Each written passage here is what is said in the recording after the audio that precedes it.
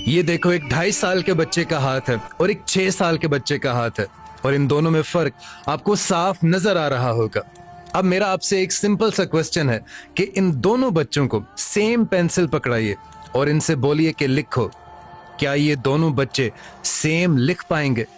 Obviously नहीं लिख पाएंगे। लेकिन भाई, रियल लाइफ में हम ऐसा ही कर रहे हैं। अपने छोटे बच्चे को कॉपी पेंसिल पकड़ा कर हम कहते हैं कि ये ए लिखो, इसको साफ लिखो, इसको सीधा लिखो, इसको लाइनों में लिखो, सुथरा लिखो।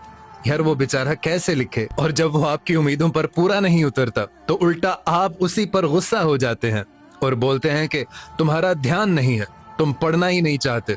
हमारा बच्चा पता नहीं क्या हो गया, इसको बच्चा स्लो है हमारा, और न जाने पता नहीं क्या क्या अपने बच्चे को आप बोलते रहते हो। लेकिन सच ये है कि उसका हाथ अभी रेडी ही नहीं है, उसके मसल्स, उसकी ग्रिप, उसका कंट्रोल अभी बना ही नहीं है। और शायद जोर जबरदस्ती करके आप उस बच्चे से लिखवा भी लें, लेकिन आप ध्यान में रखिएगा कि अभी उसकी बॉडी ने उसके लिखने वाले जो मसल्स हैं वो प्रोड्यूस ही नहीं किए हैं, वो बिल्ड ही नहीं किए हैं, और अभी उसकी बॉडी लिखने के काबिल है ही नहीं। और सिर्फ इसी एक रीजन की वजह से जापान, जर्मनी, फिनलैंड जैसी कंट्रीज में बच्चों को 6-7 साल की उम्र तक पढ़ाई लिखाई के लिए पुश किया ही नहीं जाता, बल्कि उनका जो मेन फोकस होता है वो रेसिंग की तरफ होता है, जंपिंग की तरफ होता है, प्लेइंग की तरफ होता है और सोशल एक्टिविटीज की तरफ होता है। लेकिन हमारा बच्चा जब 5-6 साल की उम्र को पहुंचता है तो उसकी कमर के पीछे 3-3, 4-4 किलो का बैग होता है कि भाई तू पढ़ जाके आला तालीम हासिल कर। और फिर एक और जुल्म भी हम अपने बच्चों पर करते हैं, छोटे बच्चों पर स्पेशली।